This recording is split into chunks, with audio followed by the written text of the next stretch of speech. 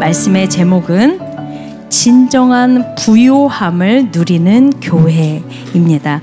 요한계시록 2장 8절에서 11절 말씀인데요. 저와 성도님들이 한 목소리로 함께 봉독하도록 하겠습니다. 서머나 교회의 사자에게 편지하라. 처음이며 마지막이요 죽었다가 살아나신 이가 이르시되 내가 네 환난과 궁핍을 알거니와 실상은 내가 부유한 자니라. 자칭 유대인이라 하는 자들의 비방도 알거니와 실상은 유대인이 아니요 사탄의 회당이라. 너는 장차 받을 고난을 두려워하지 말라. 볼지어다 마귀가 장차 너희 가운데에서 몇 사람을 옥에 던져 시험을 받게 하리니 너희가 10일 동안 환난을 받으리라. 네가 죽도록 충성하라. 그리하면 내가 생명의 관을 내게 주리라. 귀 있는 자는 성령이 교회들에게 하시는 말씀을 들을지어다. 이기는 자는 둘째 사망의 해를 받지 아니하리라. 아멘. 직진남 김선일 목사 인사드리겠습니다. 사실은 제가 방금도 직진을 했어요. 너무 일찍 올라와가지고 내려갈 수도 없고 올라갈 수도 없고 다 엄청 고민을 했어요. 가면서 아차, 원래 소개할 때 올라갔어야 되는데 말씀을 읽고 있는데 올라왔어요. 소개 너무 감사해요. 제가 원래 되게 많은 것들을 생각했는데 첫 소개에 지금 모든 것들을 까먹었습니다. 뭐 까먹었으면은 그냥 까먹은 대로 진행을 하도록 하겠습니다. 수요 예배에 오면 언제나 기분이 좋아집니다. 저도 진짜 새로운 교회에서 마음껏 부르짖어 기도할 수 있는 공간, 마음껏 찬양할 수 있는 공간, 마음껏 예배할 수 있는 공간이 바로 이 수요 기도 예배 가장 선두주자인 것 같습니다. 오늘 또 함께 말씀을 나눌 때 이번 3월 한 달간 교회라는 주제로 우리 성도님들 들으셨을 텐데 정말 내가 교회됨을 지키고 또 교회로서 삶을 멋지게 살아갈 수 있는 우리 모두가 되기를 주님의 이름으로 축복합니다. 기도하고 말씀 나누도록 하겠습니다. 사랑의 하나님 아버지 감사합니다. 하나님께서 3월 한 달간 교회라는 주제로 함께 말씀을 나누게 하시고 특별하게 교회에 지체된 우리 새로운 교회 모든 성도님들, 특별히 또 수요 기도 예배에 참여하는 모든 성도님들이 교회됨을 다시 한번 마음에 새기고 나아갈 수 있도록 인도하여 주심에 감사합니다. 예수 그리스도께서 교회 되시는 우리 새로운 교회가 다시 한번 이번 고난 주간 동안 십자가를 묵상하며 더욱더 진정한 부유함을 누리며 나아가는 교회 되게 하여 주시옵소서. 감사드리며 살아계신 예수 그리스도의 이름으로 기도드립니다. 아멘. 성도 여러분, 그리스도인에게 있어서 뭐죠? 그리스도인에게 있어서 진정한 부요함은 무엇일까요? 잘 먹고 잘 사는 것이라고 할 수도 있습니다. 그것도 우리의 부요함일 수 있고 하나님의 축복일 수 있죠. 그런데 이거는 좀 세상 사람들과 크게 구별되어 보이지 않죠. 그리스도인에게 있어서 진정한 부요함은 뭘까? 저도 짧은 연한 동안 이 신앙의 여정 속에서 그리스도인에게 있어서 부요함은 이것이 아닐까라는 생각들을 좀 한번 해봤습니다. 이거 같아요.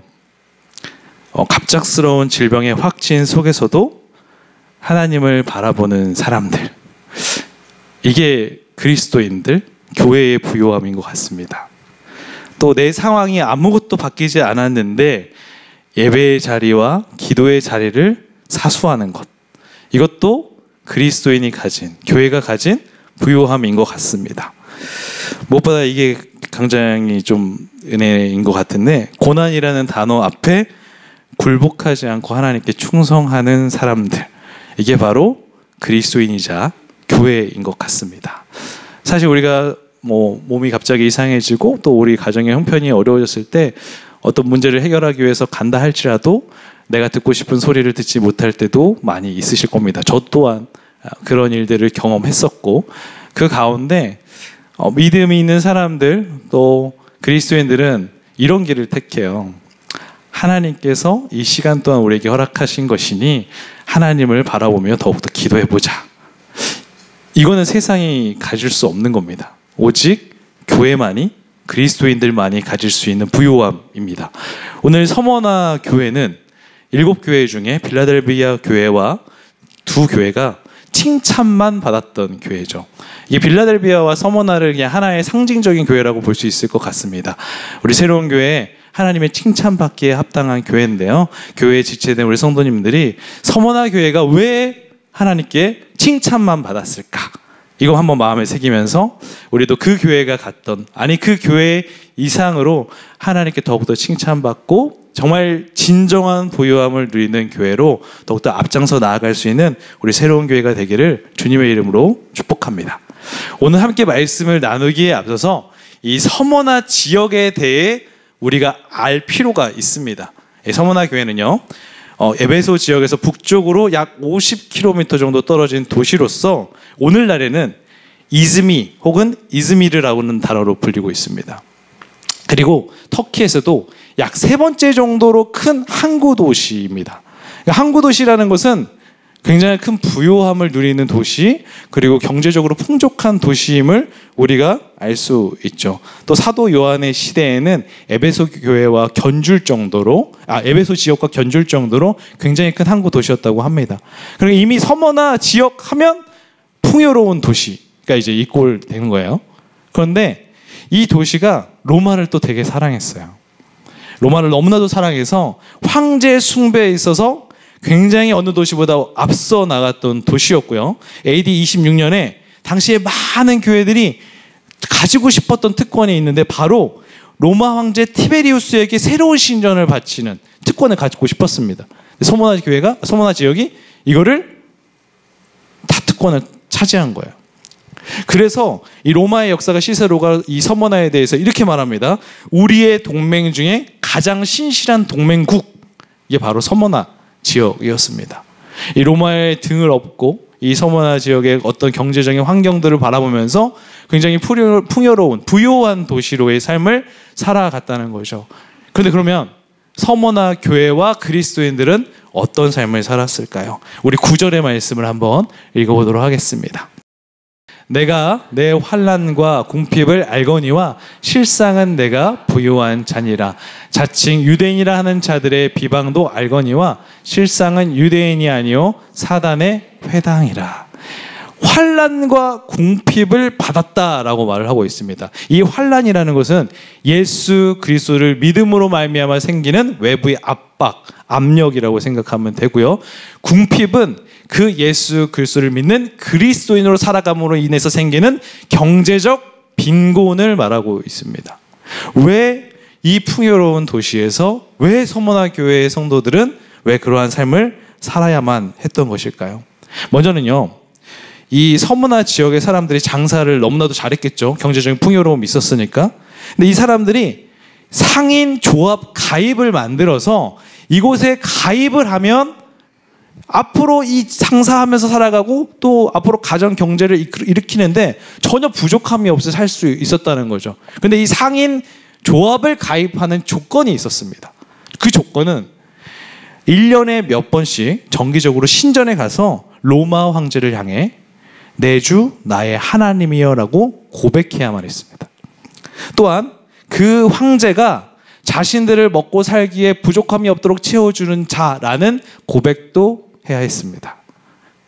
생각해 보세요. 서머나 지역의 유대인들조차도 사실 이것은 말이 안 됩니다. 내가 이 유대인들은 하나님만을 섬기는 유일신을 섬기는 이들이잖아요. 그렇기 때문에 사실 이 말은 말이 안 되는 거예요. 그렇기 때문에 이 부분에 대해서 타협할 수 없었습니다. 서머나의 유대인들은. 그런데 이 로마 황제가 생각하고 로마가 생각했을 때 이 이스라엘 유대인들을 바라봤을 때는 솔직히 암적인 존재거든요. 너무 그냥 미꾸라지 같이 그냥 이들이 없었으면 좋겠어요. 그런데 너무나 장사도 잘하고 너무나 능력이 뛰어난 겁니다. 이들이 로마에 유익을 주는 게 확실한 거예요. 그래서 이들을 또 버리자니 너무 아까운 민족들이었던 거죠. 그래서 취하는 방법을 하나의 타협점을 내세웁니다. 너희들이 그래 로마 황제까지 너무 막 숭배하고 이런 부분들은 오케이. 그런데 그렇다면 너희들이 최소한 우리 로마의 유익을 위해서 살아가야 되는데 그것에 해당되는 사람들은 이 회당에 들어온 유대인들만 허락하겠다라는 말을 하는 거예요.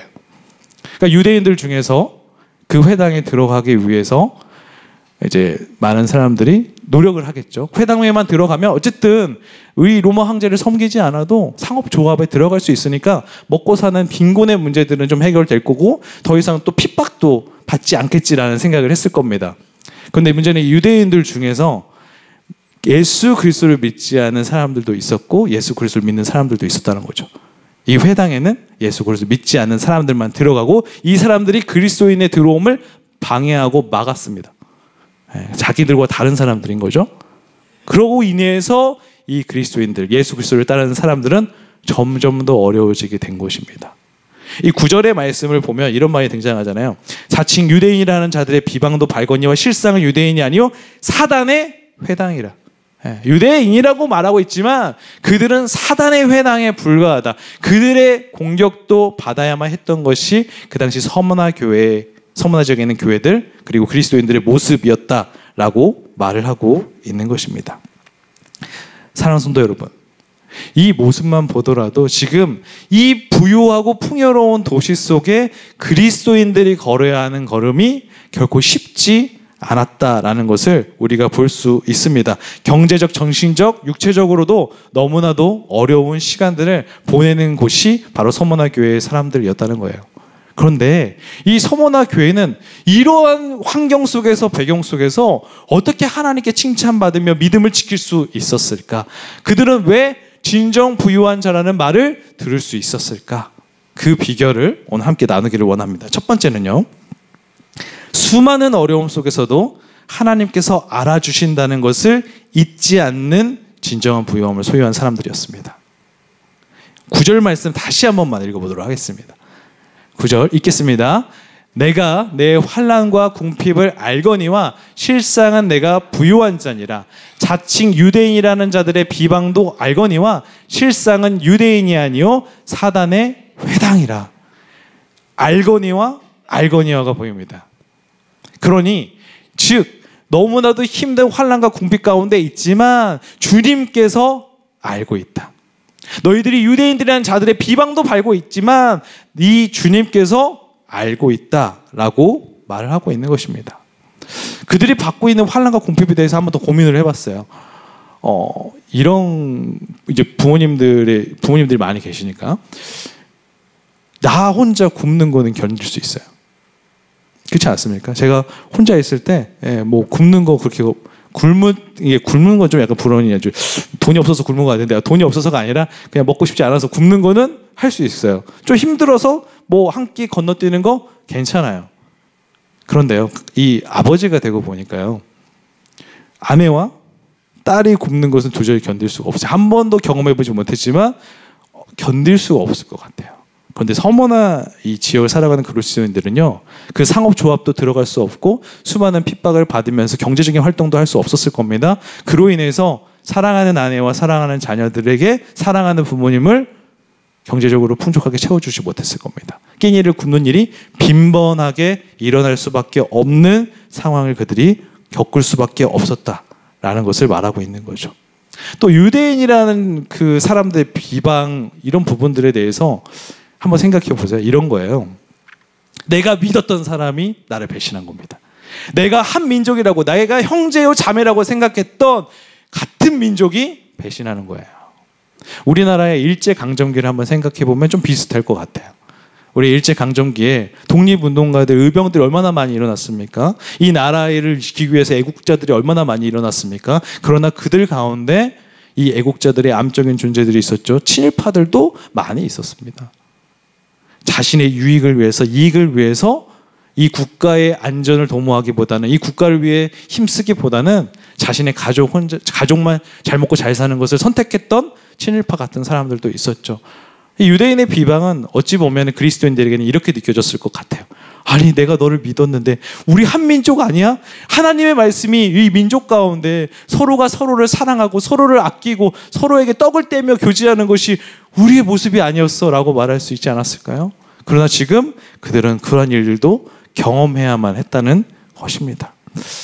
서머나 교회 성도들이 이러한 많은 질문들을 던졌을 것 같습니다. 하나님, 어디 계십니까? 하나님, 지금 우리와 함께 계시긴 한 겁니까? 하나님, 내가 받는 지금 이 환난과 궁핍과 비방과 핍박을 왜 지켜만 보고 계십니까? 이때 하나님의 음성이 들리는 거죠. 내가 알고 있어 라는 말이 들리는 겁니다. 사랑하는 성도 여러분, 오늘 새벽 예배 때 한홍 목사님께서 이런 말씀해 주셨어요. 사람들 때문에 힘들 때에도 혼자라고 생각하지 마세요. 이 말이 오늘 저 말씀 준비하는데 듣는데 마음에 딱 새겨지더라고요. 맞아, 나는 혼자가 아닌데. 가족도 있지만 사실 무엇보다 나의 영원한 아버지 되시는 하나님 아버지께서 나와 지금까지 함께 하셨고 과거에도 함께 하셨고 계속 앞으로도 함께 하실 것인데 내가 왜 힘들어할 필요가 없지. 다 이런 생각이 들더라고요. 지금 성문화 교회에도 하나님께서는 어떻게 보면 이런 음성으로 들리는 겁니다. 너희들의 모든 것들을 내가 알고 있다. 그러니까 힘들어하지 마 라는 음성을 하고 있는 것입니다. 저도 한번 저의 빗대 한번 생각을 해봤어요. 제가 어떤 인생의 가장 큰 실패라고 생각했던 것들은 여러 가지가 있겠지만 제일 큰 첫 번째 큰 실패는 저는 재수라고 생각을 했어요. 지금 생각해보면 그것도 축복이지만 재수라고 생각을 했어요. 왠지 인생의 실패자가 된 것 같았습니다. 한 번도 그 전에 실패를 해본 적이 없었어요. 그래서 그게 저는 견디지를 못하겠더라고요. 그리고 보시면 아시겠지만 제가 얼마나 효자같이 생겼습니까? 부모님께 항상 이렇게 믿는, 뒤에서는 어떤 짓을 할지 모르지만 앞에서는 항상 모험적으로 보였는데 왠지 믿는 도끼에 발등을 찍은 것 같은 그런 마음. 그냥 저 혼자만 해. 부모님은 그렇게 생각하지 않는데 제가 그냥 혼자 그렇게 생각을 하는 거예요. 그냥 부모님께 실망을 드렸다는 것에 대한 막 자괴감, 그리고 제 성격이 막 그때부터 막 소극적이 되고 막 자신감이 막 떨어지더라고요. 근데 아버지께서 이렇게 함께 가는데 제가 이렇게 위축되어 있는 모습을 멀리서 이렇게 지켜보셨던 것 같아요. 근데 어느 날 예배 드리고 가다가 아버지께서 이렇게 말씀해 주시더라고요. 아빠도 재수해봐서 지금 아들이 얼마나 힘든지 알아. 그 말이 저의 그 모든 순간에 모든 위로로 다가왔던 것 같습니다. 아버지께서 늘 힘들 때마다 손잡아 주시고 기도해 주시고 어머니께서도 제가 주눅 들어있을까 봐 맛있는 음식도 챙겨주시고 항상 부모님께서 그렇게 기도와 협력으로 함께 해주셨던 것 같아요. 그때 딱 생각해보면 오늘 말씀이 딱히 저한테는 도움이 되고 힘이 됐던 것 같아요. 내가 그 재수의 시절 실패자 같아서 힘들었지만 나의 그 힘듦을 알아주는 부모님과 무엇보다 하나님 아버지께서 나를 포기하지 않으시고 늘 함께 동행하여 주시고 계셨구나. 이런 생각이 저에게 찾아왔던 것 같습니다. 그리고 저는 청소년 시절과 청년의 시절에 참 믿음의 씨름을 많이 했거든요. 방황도 많이 하고 그렇다고 해서 가출하고 그런 건 아닙니다. 늘 가정 안에 있었지만 내 믿음의 가운데 막 싸움을 많이 했던 것 같아요. 하나님이 어디 계시는지에 대한 막 싸움을 많이 했던 것 같아요. 그런데 그러한 청소년 시절의 힘듦과 청년 시절의 방황이 제가 청소년 사역을 하면서 또 청년 사역을 새로운 교회에서 하게 되면서 그들에게 조금이라도 공감할 수 있는 시간들이 되었던 것 같아서 지금은 너무 감사한 시간이지만 성도님들 우리가 좀 이런 생각들을 많이 했으면 좋겠어요. 주변에 생각보다 우리를 위해 기도해주고 우리를 알아주는 상도님들, 도역자들, 가족들 너무 많고요. 무엇보다 하나님께서 여러분들의 태생 그 시절부터 지금까지 단 한 번도 외면하지 않으시고 고와 같이 내버려 두지 않으시고 알고 계신다는 거. 수많은 어려움이 우리에게 찾아온다 할지라도 하나님께서 알고 계시다는 이 신앙과 신뢰와 믿음을 잊어버리지 말고 포기하지 마십시오. 그런 사람들이 진정한 부요함을 누리는 사람인 줄 믿습니다. 다시 한번 혹시나 하나님 어디 계신가요? 하나님 알고 계세요? 저 이렇게 힘든데 알고 계세요? 라는 혹시 잠시의 되뇌임과 어떤 불평과 원망이 있었던 우리 성도님들이 계시다면 하나님이 알고 있다는 거 다시 한번 마음에 새기시고 맞습니다 주님. 주님은 저를 한 번도 포기하지 않으셨죠. 저와 늘 함께 하셨죠. 이 말씀이 우리에게 부요함으로 다가오는 우리 새롭게 모든 성도님들이 되시기를 주님의 이름으로 축복합니다. 두 번째는요. 진정한 부요함의 주체를 위해 죽도록 충성하는 자들이 가장 부요한 사람들입니다. 우리 10절의 말씀 읽어보도록 하겠습니다. 읽겠습니다. 너는 장차 받을 고난을 두려워하지 말라.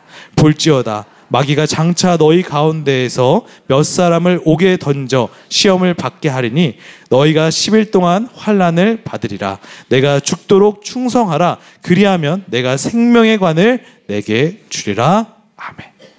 자, 서머나 교회 성도들, 그리스도인들이 이제 예배를 드리기 위해 어떠한 후미지고 어떤 사람들의 인적이 드문 곳에서 모였겠죠. 예배를 드리러 왔습니다. 예배를 드리러 온 그 그리스도인들의 눈에 빈자리가 보이기 시작해요. 그 빈자리는 어떤 자리였을까요? 굶어 죽은 사람들이 있었고 핍박을 받다 끌려가서 죽은 사람들이 있을 겁니다. 함께 지난주에도 예배드렸고 어제도 함께 했던 많은 동료들이 사라진 현장을 그들은 보게 되었을 것입니다. 늘 믿음의 요동을 했을 것 같아요. 흔들리는 믿음도 그들에게는 있었을 것 같습니다. 너무나도 지치고 이 길을 끝까지 가야 되는지에 대한 고민도 그들에게 많이 있었을 것 같습니다. 그런데 그때 들렸잖아요. 하나님이 알고 계시구나. 하나님이 알고 계시구나. 그러면 이제 우리가 지금 이 힘든 시즌을 조금은 마무리되고 평화의 시즌, 평탄한 시즌, 평안한 시절이 올 수 있겠구나라는 기대감이 막 생겼을 것 같아요. 근데 오늘 이 10절의 말씀 어떻게 말하죠? 내가 알고 있어. 그런데 너희들 앞으로 더 힘들 거야.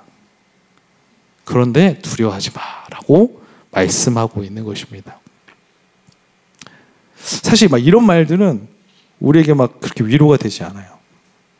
그런데 지금 하나님께서 장차 받을 고난을 두려워하지 마라. 장차 앞으로 너희들에게 더 힘든 고난이 찾아온다 할지라도 지금 현재 너희들이 끝까지 지켜왔던 믿음을 저버리지 말고 믿음을 사수하고 지켜야 된다고 말씀하고 있는 것입니다. 그리고 그 말을 어떤 고난이 찾아오냐면요. 마귀가 장차 너희 가운데에서 몇 사람을 옥에 던져 시험을 받게 하리니 라는 고난이 찾아올 것이다 라고 말을 하고 있습니다.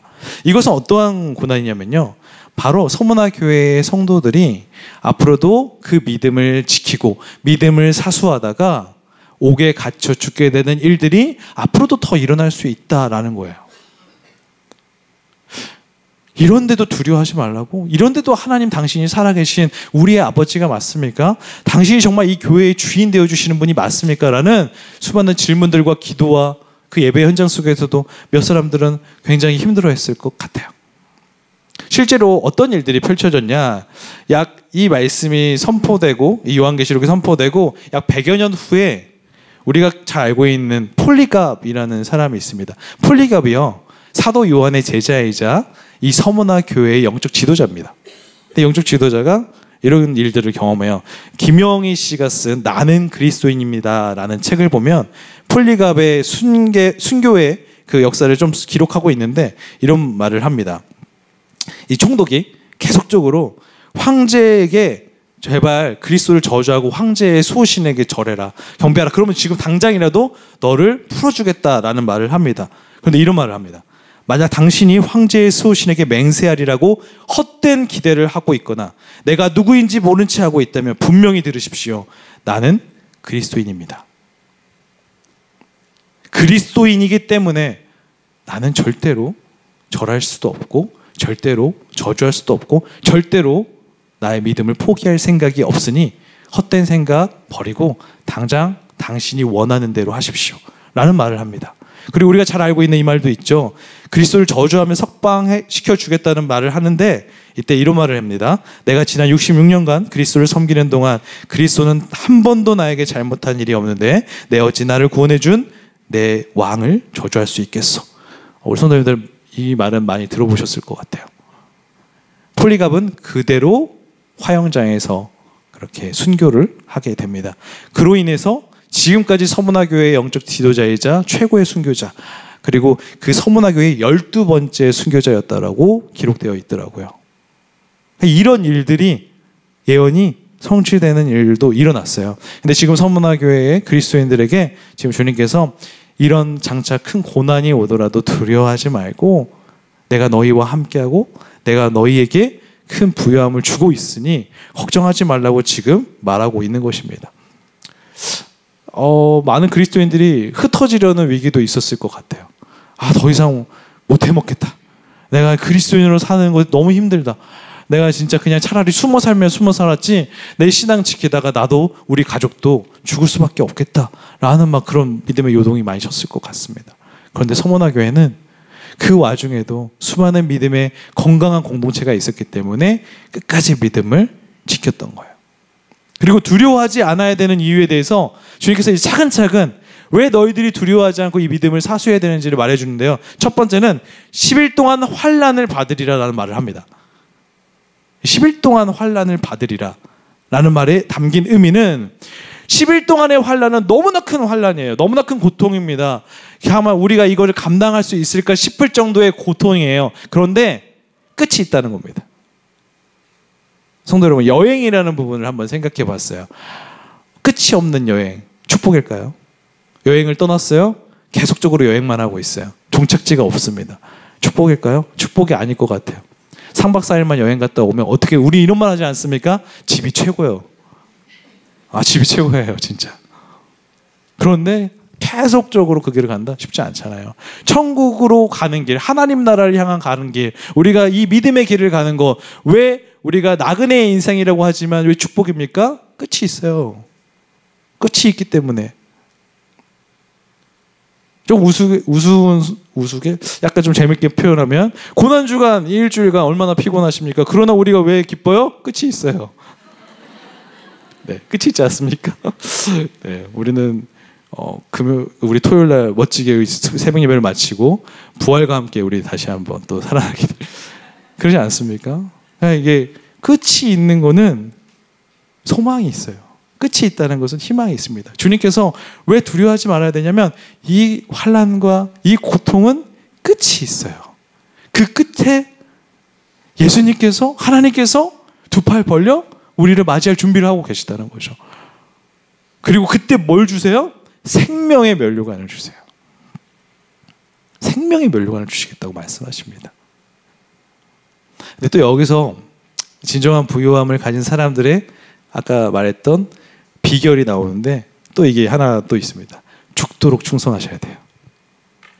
이 죽도록 충성하다는 말에 대해서 그렇지 우리 굉장히 충성하고 있지 않습니까? 충성하기 때문에 이 수요일 날 이 시간에 우리가 함께 기도하고 예배하기 위해 모이지 않았습니까? 교회 주님의 몸된 교회를 곳곳에서 섬기고 있지 않으십니까? 근데 이 죽도록 충성하라는 말을 연구하다가 저는 깜짝 놀랐습니다.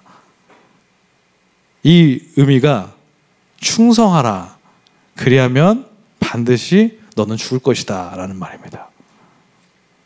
충성해. 근데 죽을 거야. 이 말이에요. 그런데 계속적으로 말씀하는 것은 생명의 면류관. 죽도록 충성하여 죽으면 생명의 면류관이 있다는 거예요. 그렇기 때문에 죽어라 그리하면 반드시 또 살아나리라 라는 말씀을 하고 있는 것입니다. 우리가 충성해야만 살 수 있다는 거예요. 충성하지 않으면 죽을 수밖에 없습니다. 또 이런 말을 하죠. 우리가 10절 말씀 다시 한번 읽어보도록 하겠습니다. 우리 10절 말씀만 한번 띄워주시면 감사하겠습니다. 네, 같이 읽겠습니다. 너는 장차 받을 고난을 두려워하지 말라. 볼지어다 마귀가 너희 가운데에서 몇 사람을 옥에 던져 시험을 받게 하리니 너희가 10일 동안 환난을 받으리라. 내가 죽도록 충성하라. 그리하면 내가 생명의 관을 내게 주리라.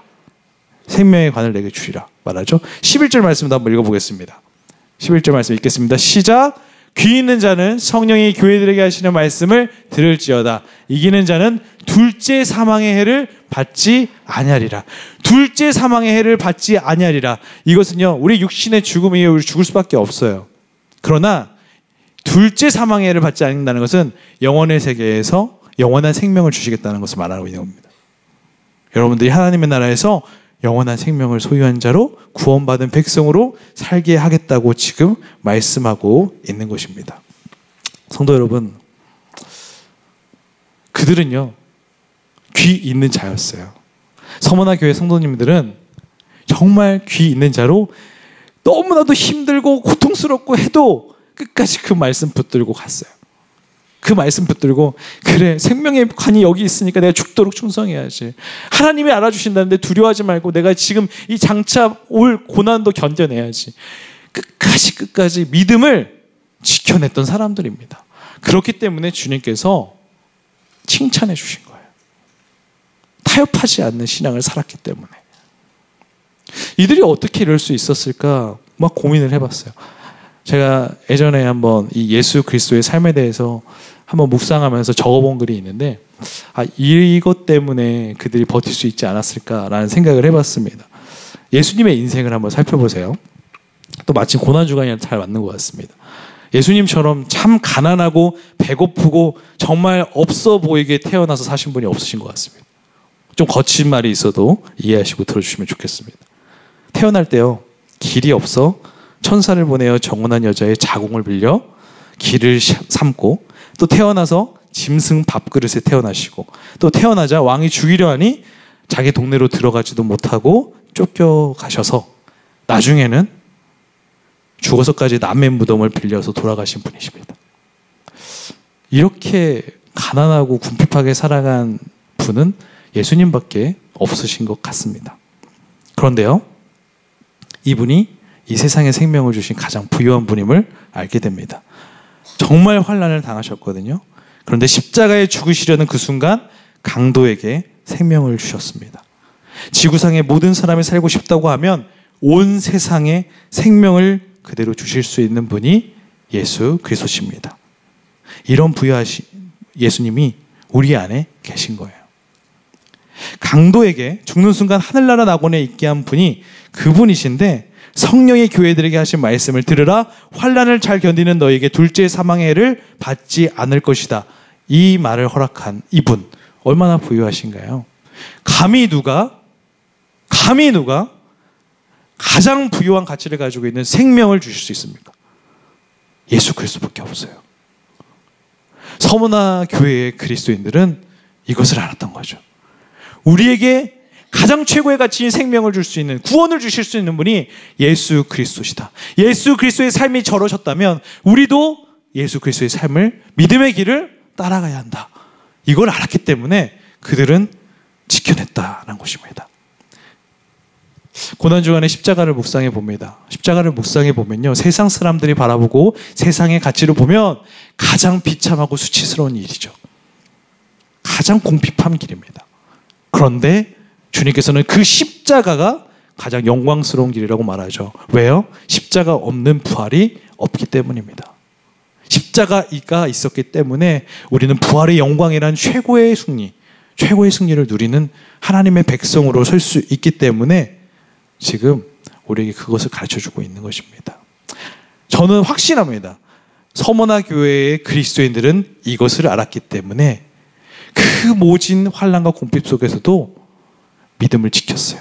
죽도록 충성했어요. 흔들리지 않았습니다. 제가 흔들리지 않았을까요? 흔들리지 않았을까요? 아니요. 그들은 흔들리지 않았습니다. 가족이 사라지고 친구가 사라지는 그 예배 현장 속에서도 그들은 자신의 자리를 지켰던 사람입니다. 그렇기 때문에 주님께서는 세상의 수많은 사람들이 너희들을 보고 가난하고 궁핍하다고 할지 모르겠지만, 아니다, 내가 보기에는 너희들이 가장 부유한 사람들이다. 너희들이 진정한 부유함을 가진 나의 정말 착하고도 충성된 나의 자녀들이다 라고 말씀을 하고 있다는 거죠. 성도 여러분, 우리는 진정한 부유함을 누리고 있는 교회입니까? 그리스도인입니까? 혹시 조그만한 고난과 조그만한 힘든 부분 때문에 예수님이 걸어가셨던 그 십자가의 그 길은 묵상하지도 못하고, 당장 나의 아픔 때문에, 나의 지침 때문에, 나의 고통 때문에 하나님과 함께하는 시간을 버리고 그냥 아둥바둥하며 동굴로 숨어버리고 있는 그런 사람들은 아닌가요? 오늘 이 주님의 음성에 우리가 귀를 기울였으면 좋겠습니다. 네가 진정 부유한 자다. 세상의 수많은 사람들이 너희를 보면서 왜 저렇게 시간을 낭비하고 있나, 돈을 낭비하고 있나, 자네들이 뭐길래, 이런 말 아무리 많이 한다 할지라도 너희들이 이 예배의 자리, 삶의 자리에서 믿음을 지키고 있는 너희들이 진정 부유한 자다. 이 말이 우리에게 마음이 새겨지고, 그러 부유함으로 교회와 우리 성도님들이 계신 곳에서 하나님의 나라를 꿈꿔간다면, 하나님의 나라를 세워간다면 그 또한 부유함의 확산과 부흥이 이루어지는 것이라고 믿습니다. 우리가 어떤 교회로 기억되고 싶은가? 이 서문화 교회처럼 칭찬받는 교회로 기억되는 우리 새로운 교회 모든 성도님들이 되시기를 주님의 이름으로 축복합니다. 마지막으로 한 번만 더. 네, 끝난 줄 알았죠. 네, 한 번만. 우리는 어떤 교회일까? 우리가 세상의 풍요로움 때문에 타협을 택하고 예수님과 세상의 양다리를 거치고 있다면 우리는 가장 가난하고 가련하고 궁핍한 사람들이 될 것입니다. 이게 7교회를 살펴보면은 이런 비방을 받는, 이러한 비난과 책망을 받는 교회가 있어요. 너희들이 가장 부유한 줄 아냐? 아니, 내가 봤을 땐 너희들이 가장 가난하고 궁핍하고 가련한 자다. 바로 라오디게아 교회가 받았던 비방, 책망이거든요. 근데 여러분들이 그 환난과 고난, 힘든 속에서도 오직 예수 그리스도, 그분이 가신 믿음의 길을 사수하고 지키고 절대로 흔들리지 않는 믿음으로 죽도록 충성하신다면 세상의 평가가 아니라 하나님의 평가는 너희가 진정 부유한 자이다. 그 평가로 오늘도 그 믿음의 행복한 믿음의 걸음을 걸어가시는 새로운교회 모든 성도님들이 되시기를 주님의 이름으로 축복합니다. 기도하겠습니다. 사랑의 하나님 아버지 감사합니다. 오늘도 우리와 함께 해주시고 예배의 자리에서 우리를 만나주시고 하나님의 말씀으로 우리를 깨닫게 하여 주시니 감사합니다. 하나님, 우리 수유기도 예배에 오신 모든 성도님들 오늘도 진정한 부유함을 깨닫게 하여 주시고 진정한 부유함의 그치로 살아가는 우리 하나님의 사람들 될 수 있도록 인도하여 주시옵소서. 오늘도 구하고 찾고 두드리는 모두에게 하나님께서 가장 선하고 가장 값진 것으로 주실 것을 믿사오며 살아계신 예수 그리스도의 이름으로 기도드립니다. 아멘.